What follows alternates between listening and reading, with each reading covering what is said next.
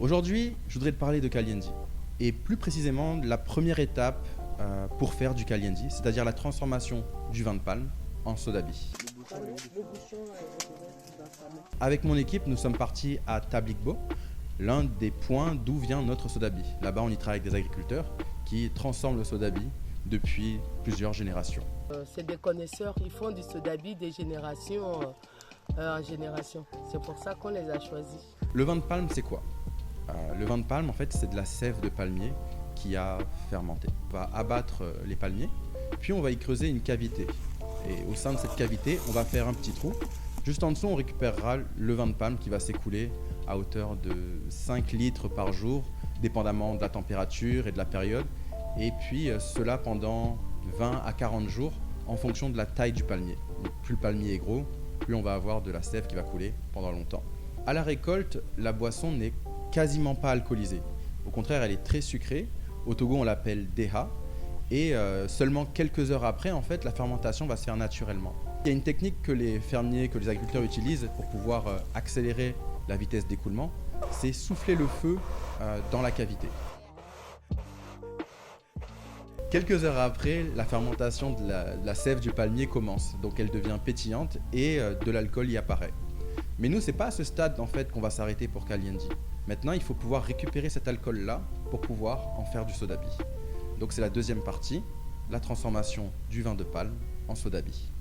Pour fabriquer une eau-de-vie, le processus il est très simple. On prend un liquide sucré, ça peut être du jus de fruits ou bien un macéré de céréales pour le whisky par exemple. Et en fait on va ajouter des levures. Et ces levures vont être un agent qui va transformer le sucre en alcool. Pour le whisky, on va utiliser des céréales germées, souvent du blé, qu'on va transformer en fait en bière tout simplement. Et cette bière-là, on va en extraire l'alcool et on va avoir une eau-de-vie. Cette eau-de-vie, une fois vieillie, on lui a appliqué quelques procédés de vieillissement, etc. Ça va devenir du whisky. Pour le cognac, ça va être du raisin. Donc c'est du raisin qu'on va transformer en vin. Et ce vin, une fois distillé, on va avoir encore une fois une eau-de-vie qui, une fois vieillie dans des fûts de chêne pendant un certain temps, dans certaines conditions, va pouvoir être appelé du cognac ou de l'armagnac. Pour le rhum, ça vient des Antilles, là où la canne à sucre, il y en a en abondance. Donc la canne à sucre, on en fait du jus de canne. Ce jus de canne, on en fait du vin de canne. Et une fois ce vin de canne distillé, on va avoir une eau-de-vie qu'on appelle le rhum. Donc le rhum blanc, ça va être le rhum à sa sortie, qui n'a pas été vieilli. Et le rhum ambré, ça va être un rhum, une eau-de-vie qui va être vieillie dans des fûts de bois, qui va prendre la couleur et apporter des nuances dans le goût.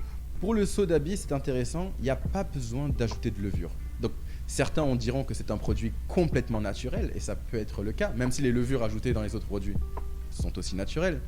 Mais pour le sodabi, en tout cas, il n'y a pas d'ajout à faire. Le vin de palme se fermente de lui-même, il y a déjà des levures intégrées. C'est pour ça que l'alcool, d'ailleurs, se forme de lui-même quelques heures seulement après la récolte. Donc, une fois le taux d'alcool monté dans le vin de palme, nous, on va le distiller et ça va donner le sodabi. Alors, pour résumer, donc pour le Kalyendi, on va avoir le palmier à huile, dont on va extraire la sève de palmier. Cette sève de palmier va être transformée en vin de palme. Ce vin de palme, une fois qu'on a extrait l'alcool, ça va donner du sodabi. Et nous, ce sodabi, on le transforme en Kalyendi. Et la distillation en elle-même, j'en parle depuis tout à l'heure, mais qu'est-ce que c'est en fait? La distillation, c'est faire chauffer une quantité de liquide dans lequel il y a de l'alcool. Et en fait, le but, c'est vraiment d'extraire l'alcool de cette substance, de ce liquide. Alors, au Togo, on se débrouille vraiment avec les moyens du bord. On va utiliser des grandes cuves en inox qu'on va mettre sur un feu de bois. Et puis, on va faire chauffer ce feu de bois à une certaine température. Des vapeurs vont se former. Elles vont être prises dans des tuyaux de cuivre qui vont être eux-mêmes refroidis par des bassines d'eau. Et au résultat, à l'arrivée, quand ça va s'écouler, on aura un liquide plus alcoolisé qu'au départ. On fait plusieurs distillations pour avoir le sodabi. La première distillation, on va avoir un produit qui va être faible en alcool. Ça va être comme une eau alcoolisée avec une certaine saveur, mais ça ne nous intéresse pas encore. Nous, on veut que ça monte plus haut. Donc, ce qu'on fait, c'est qu'on récupère cette quantité-là, on la remet dans le gros chaudron qu'on refait chauffer pour avoir cette fois-ci un alcool qui va être autour de 60 degrés à la sortie. C'est ce qu'on appelle le sodabi. Et là, c'est important. Il y a quelque chose de particulier quand on fait une distillation, c'est que au début, on n'a pas les mêmes quantités d'alcool. L'alcool n'a pas la même qualité au début de la distillation et à la fin de la distillation. Et chez Kalyandy, nous, on fait vraiment l'alcool de meilleure qualité possible. Donc, on ne prend que le centre de la distillation. C'est ce qu'on appelle le cœur. Et là, c'est là qu'on va vraiment avoir les saveurs qui sont particulières, qui sont intéressantes, un goût d'alcool vraiment intéressant. Et d'ailleurs, vraiment, je vous encourage à venir déguster. Je vous présenterai moi-même les produits et je vous ferai découvrir et vous verrez la différence, vous serez bluffé. La prochaine fois, je vous parlerai de la transformation du Sodabi en Kalyandy. Et si ça vous intéresse, laissez-moi un message et puis on va voir comment on va s'organiser pour faire une seconde vidéo sur cette transformation qui est très intéressante. Au début, quand je me suis lancé dans cette aventure de distillation et d'apprentissage de toutes ces connaissances, c'est pas quelque chose que je connaissais. J'avais pas été formé pour ça. Et il y a quelque chose de très intéressant dedans, c'est la capacité de pouvoir, au sein de nos cultures, trouver des éléments qu'on va pouvoir pousser, des curseurs qu'on va pouvoir améliorer. C'est-à-dire qu'on parle d'une tradition, le Sodabi c'est quelque chose qui existe depuis longtemps. Mais quand je suis parti voir les agriculteurs, leur manière de faire, j'ai vu qu'il y avait plein de choses qu'on pouvait améliorer et que le produit n'avait pas encore atteint son plein potentiel. Et je pense que Kalyandy, l'une de ses missions principales, c'est vraiment de rendre fiers les Togolais du monde entier de leur culture. On veut vraiment que les gens soient fiers de montrer aux autres, regardez ce qu'on fait chez nous, on est fort. C'est vraiment cette volonté qu'on a, cette mission qu'on s'est donnée avec Kalyandy.